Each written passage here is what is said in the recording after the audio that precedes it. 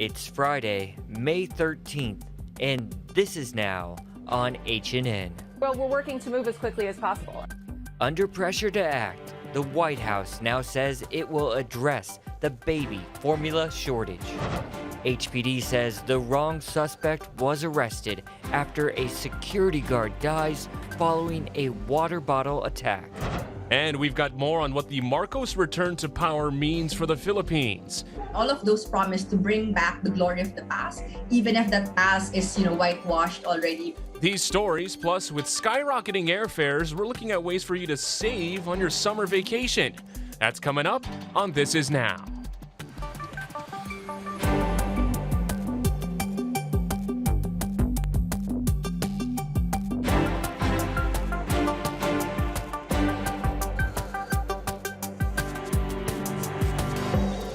Happy Aloha Friday. You got Jonathan and Mark right here in the H&N Digital Center. Want to get started today with the latest developments in the tainted water crisis. Yeah, this just in. State and military leaders have convened to discuss the fuel leaks at Red Hill.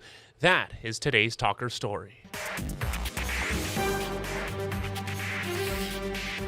Both DOH and Navy agree that defueling and closure must be carried out in a way that is protective of human health and safety and the environment. Representatives from the Navy, EPA, and DOH addressed the short and long-term effects of leaks at Red Hill and how they impact residents' health, the water supply, and the environment. The meeting was streamed this morning and comments and questions were taken. Here's a portion of what was said. We know that groundwater is always moving, that the groundwater is moving with the contamination to locations where there are no monitoring wells. So it looks like monitoring wells are in fixed locations, but the groundwater is moving and with the fuel contamination with it.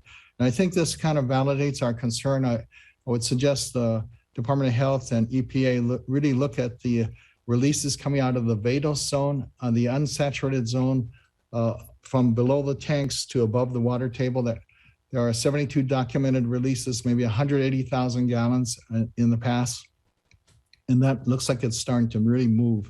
And the state health department has set new deadlines for the military to shut down the Red Hill fuel facility. By June 30th, the Navy must have a schedule to drain all 20 underground tanks. A plan to dismantle the tanks is due by November 1st. And the Navy must also restore the Red Hill shaft as a drinking source. This week, we learned more than 100 new claims have been filed against the Department of Defense on behalf of sick families. They say the Navy has failed to fully inform them of their toxic exposure and refuses to provide basic medical screening. These tanks at the peninsula have been emptied, cleaned, and secured, and we'll be working to demolish and remove these empty tanks in the future as we are developing a timeline for that as we work in concert in our efforts to redevelop the land in that area as part of our long-term area development for the area of Kahuahua Peninsula. Meantime, the Board of Water Supply has been busy replacing old pumps to bring wells in Kalihi and Aiea that were out of service back online. The first pumps expected to be back up and running are located at the Kalihi pumping station. Officials say they're just waiting on results from water quality tests, which they hope to have next month. HPD says the security guard attacked at Fort Street Mall last week has died. The 58-year-old was hit in the head with a stainless steel water container. Police arrested a man at the scene, but they now say he was misidentified by a witness and is no longer a suspect in the case. So that man was released, but the person who attacked the guard is still on the run and could now face a second-degree murder charge. If you have any information on that suspect, call Crime Stoppers at 955-8300. So that ongoing baby formula shortage has triggered a congressional investigation. The House Oversight Committee is demanding records and information from 4 major manufacturers. The committee will also be investigating reports of price gouging. The nationwide out-of-stock level for baby formula has soared 43%. Officials say they're doing everything they can, but parents say it's not enough. I wanted to play out a portion of a new interview CNN did about this very topic with Kate Bedingfield. She's the White House Communication Director. But one thing that I think parents want is to be able to expect and get some expectation and plan when this is going to get better. Is it the 6 to 8 weeks? Do you think that is the likely scenario? Because that's what Abbott Nutrition says, that they can get there. They think they might be able to get back their production back up. Or do you not know? I'm just trying to understand what timeline you guys are working with when this is going to be back to normal. We're working to move as quickly as possible. I mean, that is the candid, honest answer. That is the assessment. We're moving as quickly as possible to alleviate the situation and to ensure that in the short term, while we are seeing these shortages regionally in different places around the country, that we're doing everything in our power to move more product or help the companies move more product more quickly to people. So, it's not about assessing how quickly we're going to be back to a certain level. It's about putting our heads down and doing everything we can to work with these manufacturers to get this done. So, but on some level, again, Kate, the president isn't it? is fully focused don't on this, you guys? The administration. I totally get it. I know you are trying to do everything you can now. You've expressed that really clearly. But isn't part of this figuring out what the timeline is when you think it's going to be fixed? And we are working to do it as quickly as possible. I'm not going to stand here and tell your audience that I can give you a hard timeline that I can't give you. We are being candid about moving as quickly as possible, and we are relentlessly focused on this. The president has taken some important actions.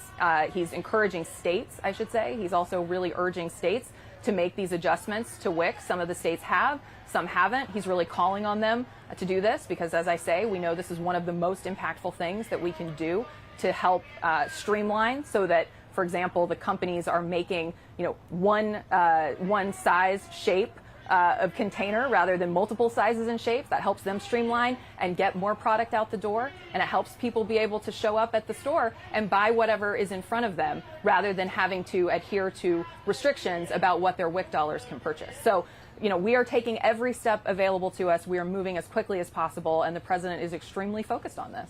Well, we've been following this closely all week here at This Is Now. Ferdinand Marcos Jr. voted president-elect of the Philippines, and he now stands in the shadow of a controversial political and family legacy. Ivan Watson reports. The presumptive winner of the presidential election in the Philippines mobbed by supporters. Preliminary and unofficial results show Ferdinand Marcos Jr. winning by a landslide. Known by the nickname Bong Bong, he concluded his first statement claiming victory saying, quote, "Judge me not by my ancestors, but by my actions." And yet on the same day, his campaign released photos of a visit to the grave of his father and namesake. The legacy of the dictator Ferdinand Marcos Sr. looms large over this country. He ruled the Philippines for 21 years, nearly half of that under martial law, until a people power movement sent the family into exile in 1986. Today, a monument honors the thousands of Filipinos jailed, tortured, and killed by the Marcos regime. Meanwhile, a presidential commission is still investigating the alleged theft of some $10 billion worth of assets. Stolen wealth that funded a lavish lifestyle still remembered by Marcos' widow Imelda and her infamous shoe collection. Marcos Jr. downplays his parents' excesses. So, of course, it was a comfortable life. And of course, we were very privileged. It was really very clear to us also that this is not something that we were entitled to. It is something that you had to work for. Critics accuse him of using social media to help rewrite history. All of those promise to bring back the glory of the past, even if that past is, whitewashed already by all those disinformation ecosystem. Already, there have been some street protests against Marcos, even though he appears to have won the biggest electoral mandate any presidential candidate has seen in generations. Some analysts say this is a repudiation of the politicians who've governed since the 1986 overthrow of the elder Marcos. They are the ones who have raised so much expectations before, but unfortunately failed to deliver. No? So this is the very reason why suddenly the Marcos name was popular again. Marcos campaigned on a pledge to unite this country. And while thin on details, he emphasizes economic development is a top priority. Of course, it's the economy, prices, it's the price of energy, lack of jobs, education, infrastructure, all of these areas that are going to be critical. The Philippines has long been plagued by poverty, corruption, and economic inequality. 36 years after sweeping a dictator from power, a majority of Filipino voters are praying his son can help fix their country's problems. Ivan Watson, CNN, Hong Kong. And don't forget, H&N has produced a brand new digital documentary about the Marcos' time spent in Hawaii while in exile. It's called The Imelda Tapes. You can find it on all of H&N's digital platforms. Well, we're looking into what appears to be a growing trend in Hawaii, smaller imported pickups and vans on the road. Here's Casey Lund. From Windward, Oahu to Ala Moana Center and up on the North Shore. Dude, it's pretty much my favorite machine you could possibly ask for. More and more people are trying out tiny trucks. It's got a 10-foot bed. You know, I can put racks, I can put lumber. You can do anything with them. The sides fold down. It's a jubilee. It's a 5-speed turbo diesel. It gets almost 30 miles to the gallon. That's a man by the name of Dougie Fresh, owner of Mojo Custom Carpentry in Kahuku. His reason for embracing these petite powerhouses has more to do with business sense. And to put it in perspective, I'm selling all 3 of those for these little ones. Like literally, the box trucks are gone. All that is too big. It just doesn't do it. And those are Isuzus as well. And those are turbo diesels as well. They require commercial registration, commercial insurance, crazy overhead. I'm not allowed to take them to a lot of local places. I don't have the height requirements. Like I can't do any of that I can do with the little rig. Dougie buys all his rigs from this man. We are driving a 1995 Daihatsu Hijet. Meet Slater Johnson, owner of JDM Hawaii. What would you say something like this would retail for? This retails for about $12,500.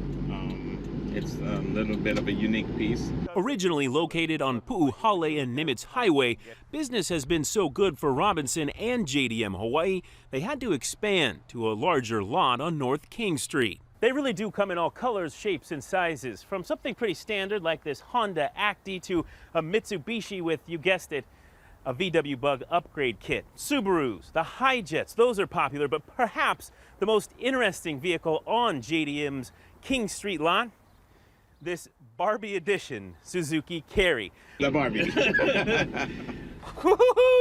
JDM Hawaii's motto is "We bring the fun," and we had a lot of that showcasing their business. But for Robinson, it wasn't always fun and games. I opened Sky Auto in 2000, just before the pandemic. We opened on March 1st. I jokingly say COVID was my first customer. Oh, wow. But those dark clouds cleared, and the sun shined on Slater and his team.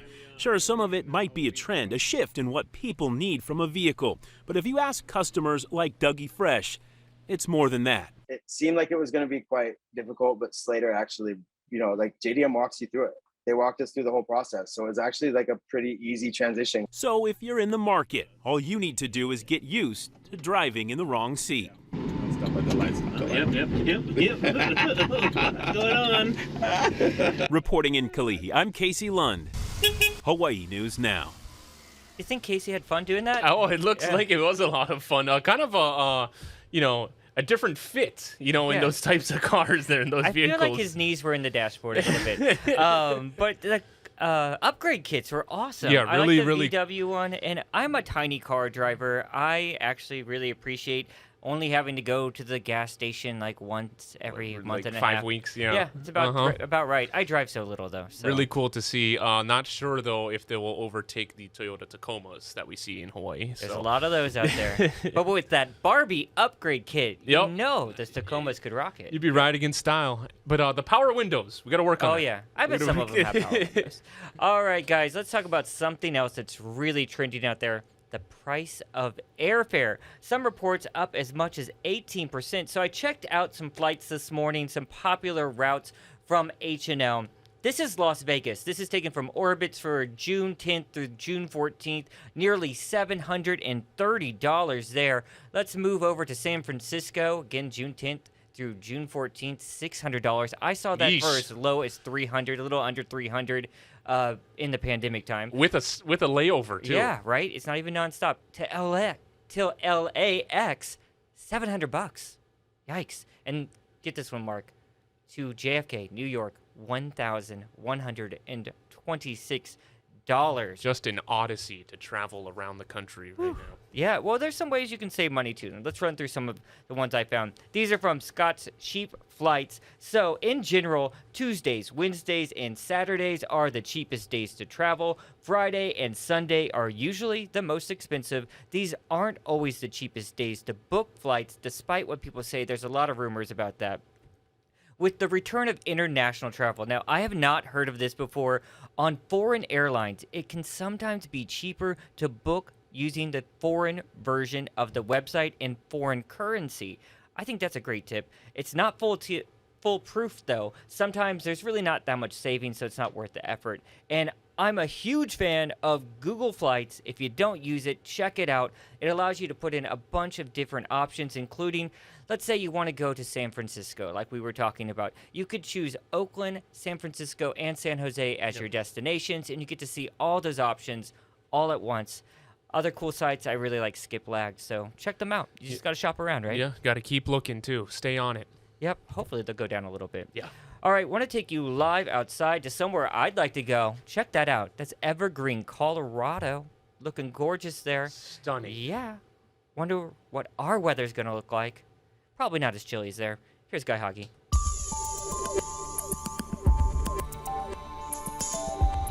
So at least today and through the next couple of days, we'll have a few windward and Mauka showers, really of the light variety, mostly in the morning and in the overnight hours. So that's all the way through the weekend with those trade winds continuing. And then we lose the trade winds on Monday. We'll get some spotty showers for those afternoon hours Monday into the most of next week. And then starting on Wednesday, this very vigorous front is going to get close to Kauai. But according to the model, now it's saying it's going to stall there and kind of pull away. So it looks like only Kauai is going to get some of that rain. There's a chance that Oahu gets some of it, but for the most part, it looks like the rain's going to stay away. So here's your 7-day forecast. It's looking good, at least in the short term. Make your weekend plans to get outside, enjoy it, savor it. We live with the best weather in the planet. And then things go a little bit south with those Kona winds on Monday with afternoon showers through Thursday. Queen Elizabeth is out in public for the first time in more than a month, an appearance that comes days after she missed the state opening of Parliament. Here's Tina Kraus from London. Crowds cheered as they spotted the Queen's Range Rover rolling into the Royal Windsor Horse Show.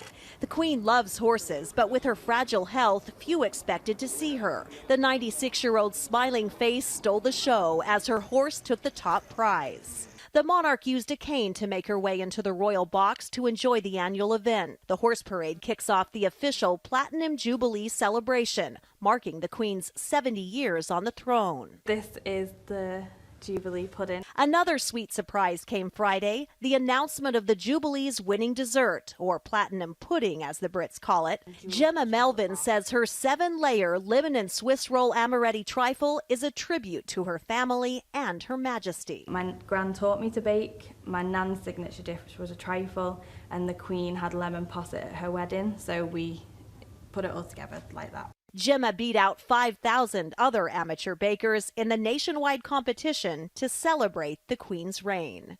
Tina Kraus, CBS News, London. Talk about the British baking show, right? Yeah, looks delicious. Yeah. All right, let's see what else the internet is talking about. And it's so good to see the Queen looking good there. Mm-hmm. All right, so this is big news here at home. Yesterday would have been Salvador Dali's 118th birthday. Two Valley Isle art collectors say they've found a wax sculpture that belonged to the Spanish artist, but it had been misplaced for nearly 40 years. Dali used it in 1979 as a model for his painting called Christ of St. John on the Cross, which was now valued at $60 million.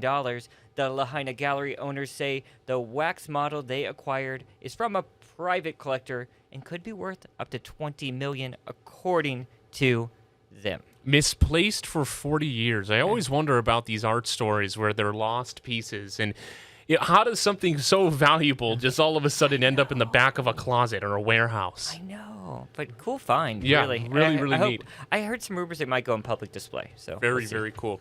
Well, calling all comedy fans and calling all Netflix fans, we're about to see more work from the late Norm Macdonald. Now, the comedian died late last year, but before his death, he recorded an hour-long stand-up set from his apartment. This was during the 2020 lockdowns. His longtime producer said he wanted to share something if anything happened to him. Now, the set is called Nothing Special. It also includes fellow comedians such as Dave Chappelle, Adam Sandler, Conan O'Brien sharing memories of him. It comes out on Netflix on May 30th. So really looking forward to seeing something like that. And, when we saw with all the Norm Macdonald stories that it seems as if the general consensus was that from comedians is that he was kind of like the comedian's comedian. And so many people in the industry looked up to him. Yeah, best weekend update, really. He did it right. Yep. All right, guys, let's get to today's good news now. Talk about a big catch. Wait till you see what these guys reeled in. Let's turn it over to Bradley Blackburn with just that.